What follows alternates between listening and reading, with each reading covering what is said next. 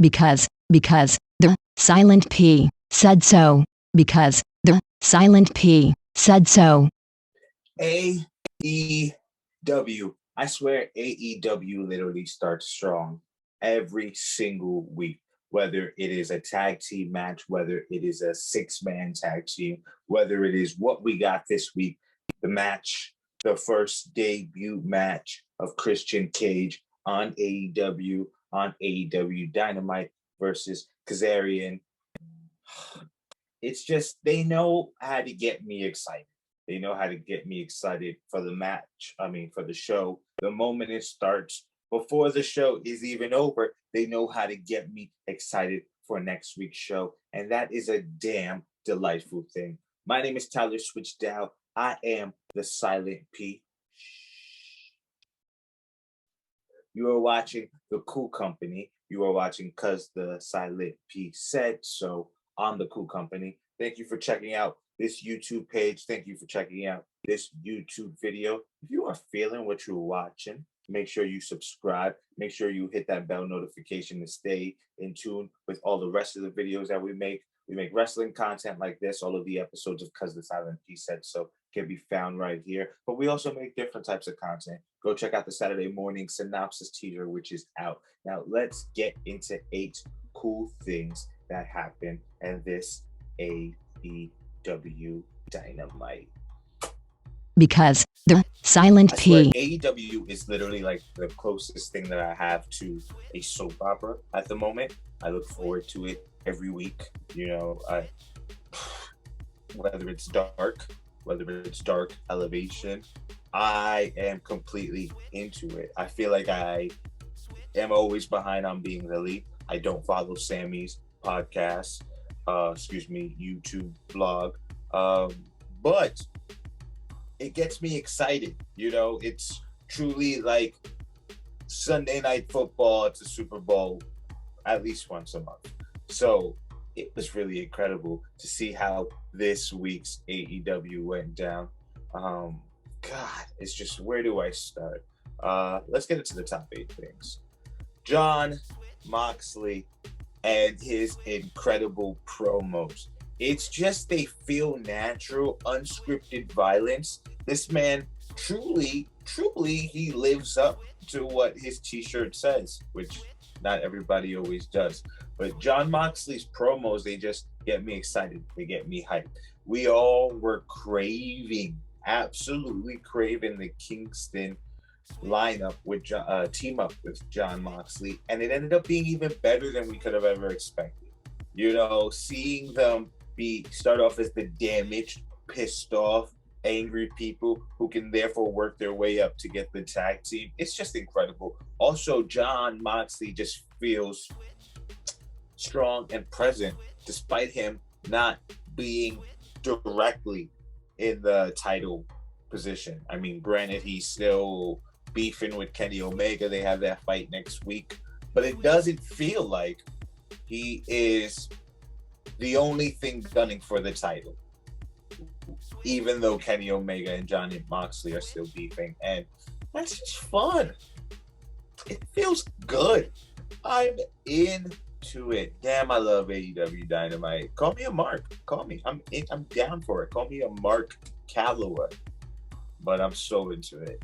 I also think that I'm starting to fall for Red Velvet. That's going to be number 2 on this list because, one, I'm really understanding that she's Spanish. I don't know what her accent is, but she's obviously maybe Dominican, or I shouldn't even assume because I don't know.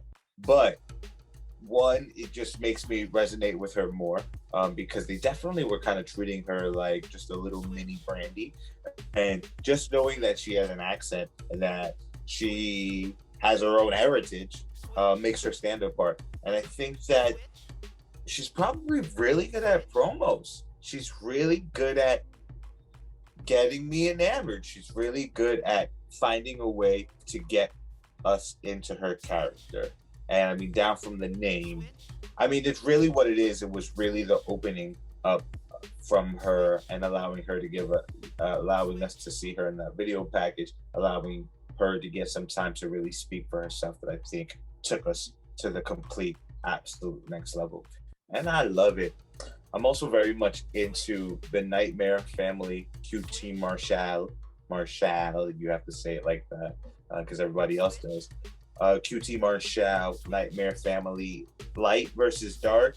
I don't know. Do we have a new version of the Nightmare Collective? So what it seems like is they always had this plan that they wanted the Nightmare Collective to have a heel side and a babyface side. Brandy seemed like she was the person who was supposed to lead up the heel side, and it went terribly wrong. So now they found this way for Lee Johnson to introduce this QT Marshall storyline. And it's really dope that I'm so excited to see Anthony Ogogo in the ring for the first time because I have really grown a relationship with him on AEW Dark. I think my favorite color commentary duo is Taz and Excalibur because they feel like friends to me. I'm down for it. I'm always into it when I hear them speaking, and Anthony Ogogo being part of the desk with them has really allowed him to bounce off of their banter and therefore make me feel really grow a strong bond with him too. So I'm so excited that he's actually going to debut. They've created a outlet for me to create this bond, create a friendship with these performers before they've even gotten gotten into the ring, and I've only heard them speak, and I think that's incredible. Almost, if not equally, as incredible as what Chris Jericho and is doing with the Inner Circle and MJF is doing with the Pinnacle, and what the two groups will absolutely do together. Everything Chris Jericho does feels like a film. It feels like a movie. It's almost to the point that it's campy, almost to the point that it's too much. But that's kind of what makes it so strong. The fact that this segment where the Pinnacle fought the Inner Circle and every single person in the Pinnacle got one of those big high spot moments. There was a person going through the massage table. There was a person going through the ice bath. There was Dax, I think it was Dax getting completely ripped open. There was the swirly at the end. There was MJF going into the vending machine at the end. Like, it feels like, and the camera literally cuts from one to the next like a film, and it works so well. It's embracing all of the goofiness, but also all of the seriousness, and also all of the trickery and magic of wrestling all in one. And I can't wait to see where it's going. I love that Chris Jericho, every 6 weeks, he could just change his character and completely change your feelings on him. It was just a few weeks ago, he was beating up the Young Bucks' father, and now he's the baby face, and we want to see him take over. I also am so happy that I think this will be Santana and Ortiz's time to really show themselves in AEW, because they've really kind of just been lackeys for the past almost 2 years, and they're one of the greatest tag teams in the world, and FTR also is, and they have that title. So I think by incorporating them into that, we'll just start having the conversations that we should have always been having about Santana and Ortiz, about Proud and Powerful. And now I just want to see a trio between Young Bucks, FTR, and Santana and Ortiz. I realize that doesn't include. I just want to see that as a 6-man triple threat tag team match. I want it. Give it to me, Tony Khan. You probably will one day, because so far you've been giving me everything that I need. On the subject of Young Bucks, I haven't really been super crazy about their heel. Not even about that, because they're not really heels. I just haven't been like crazy about their characters recently. Obviously, the matches are always incredible. I will always watch a Young Buck match, and I will always be into it. But I haven't been absolutely enamored by their characters as of recently. I'm interested in the story, but I'm not drawn to it, let's say. But I do think that might turn around with Don Callis' promo this week. I think Don Callis, the invisible hand, he is the person who's really narrating this story, giving the tone, giving the direction to us as the audience, as the characters, so that we keep up with it. But he's also adding the emotion to it. Seeing him gold, I'm seeing him manipulate him as he's speaking, as he's telling his own stories. It feels just like the interviews that he does. It feels like when he's on New Japan, and it feels like an insider touch. I don't want to compare it to Dave Meltzer, but it's almost as if it's like when Dave Meltzer speaks, when you're like, all right, this guy speaks to people on the inside and he knows a different side of it than I know it. Don Callis gives every segment of this fight that credibility, and I truly appreciate that. And this is a magical time in wrestling. I was gone for most of my life. I was interested for the beginning of my life, gone, and now I come back. And when I got back in 5, 6, might be even 7 years ago at this point, I learned what the wrestling world looks like. I learned what the borders are. I learned how things work. I never thought of it like that as a kid. And now all of the rules, everything that I've learned is out the window. AAA here with Impact here with AEW, and the forbidden door is open. Tony Khan is living up to his name. And I don't know if you saw, because I don't know if you watch Impact as well, but he's getting really heel in the Impact commercials that they're still filming that hype AEW Dynamite. So I'm loving that he's still not a character on AEW, but we are seeing him encompass and become this figment inside of the wrestling industry in the same way that Vince McMahon is. When we speak about Vince McMahon, we're not only speaking about him as the businessman, we're speaking about this whole composite, this whole entity that he is. And I think Tony Khan is really establishing himself as that, as the wrestling industry, not only by bringing all of these companies together to work on national television, not behind the scenes, not at live shows, but on national television. I don't remember how I was going to finish that, but just by being awesome. That's what he's doing. And the 6-man tag was absolutely nuts, because if there's one thing that AEW knows how to do, it's incredible 6-man tags where the rules go out the window and you just give me amaze balls action for 10, 8, 12, 15 minutes, 30 minutes on a pay-per-view. And I'm so into it. Next week, Jon Moxley and the Young Bucks versus the Good Brothers and Kenny Omega. The week after, we had Laredo Kid, Cero Miedo, Penta, and Phoenix. It's just, it's incredible. It's so fun.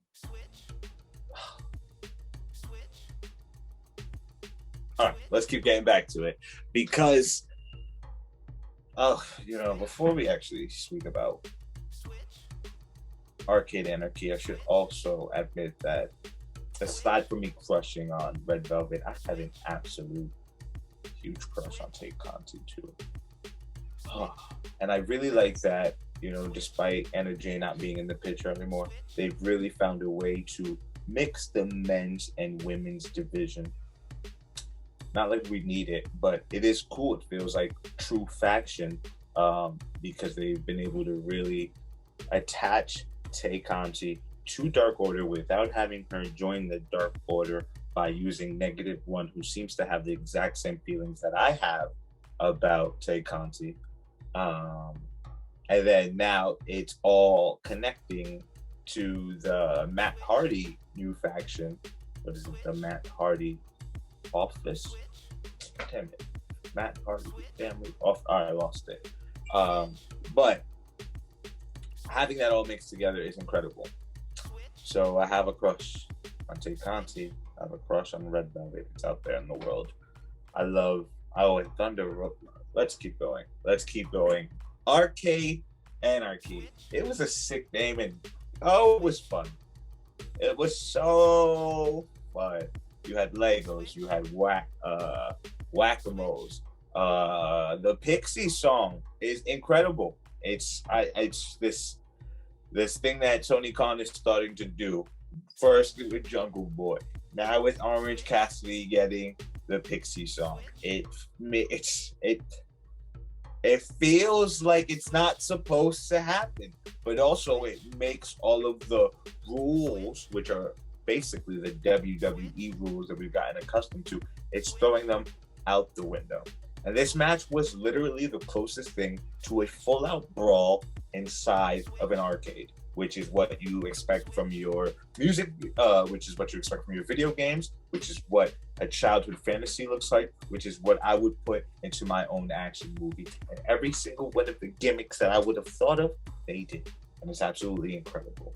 Miro looked incredible. The return of Chris Statlander was incredible. The return of Trent was incredible. The return of Sue and her van was absolutely incredible. If you were watching something during this match, then you did not get the full effect of it. You got to go back, you got to put your stuff down, and you got to watch it again, because it's just fun. It moves from step to step. Everything makes sense, and it's fun. How many times can I use that word? Is there any other word that I need to use? So overall, if there's one thing that AEW knows how to do, it is to get young talent over. Red Velvet, Sammy Guevara, Laredo Kid, Santana and Ortiz, which may not be that young. I'll include them. Lee Johnson, Mike Camaroto, Anthony Ogogo, Hook, who hasn't wrestled and barely even spoken. Tay Conti, Jurassic Express, Bear Country, who they're going to have a match next week. And we saw Godzilla and King Kong promo. I didn't even get into that. Kip Sabian, Penelope Ford, The Bunny, which maybe, again, I don't even know her age. She might not be the oldest. She might be doing this for a while. But people don't know her. Ricky Starks, who I fell in love with at NWA, and is doing the best work I've ever seen him do right now. Cesar Bononi, Chris Statlander.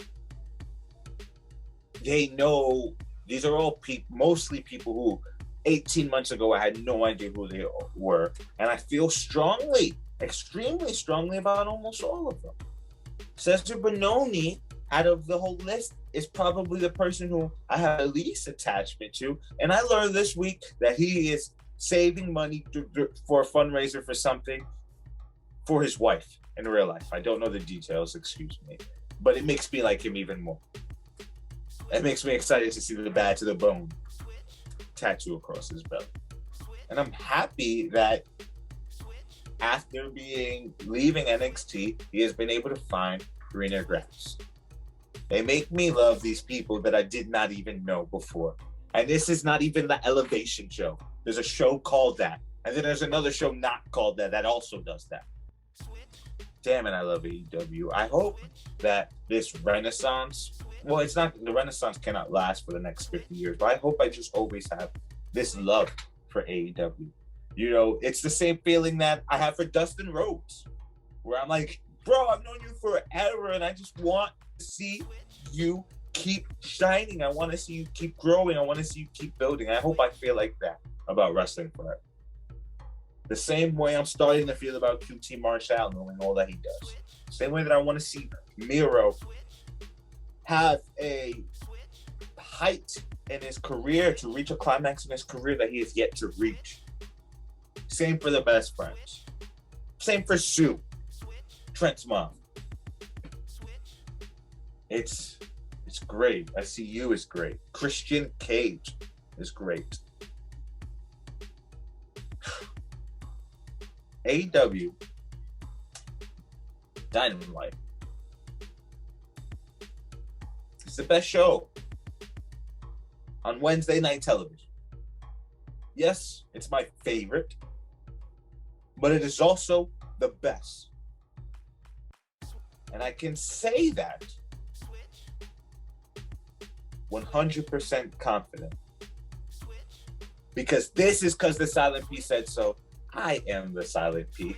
Thank you for watching. Like I said in the beginning, I'm Tyler Switchdown, the Silent P. Make sure you follow my personal social media. Make sure you follow the KOO Company on social media. Make sure you follow and subscribe to this YouTube page.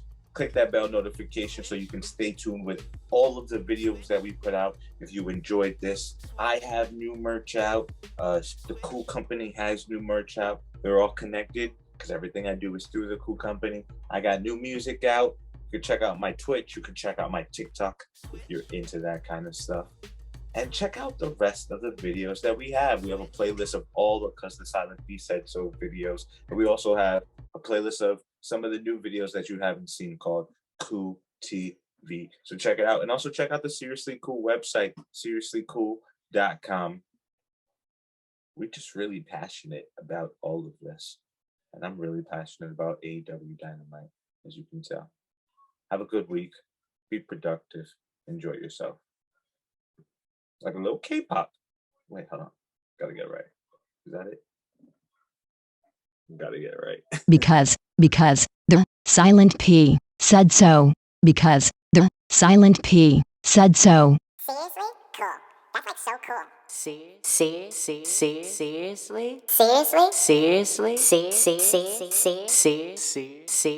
Seriously? Cool.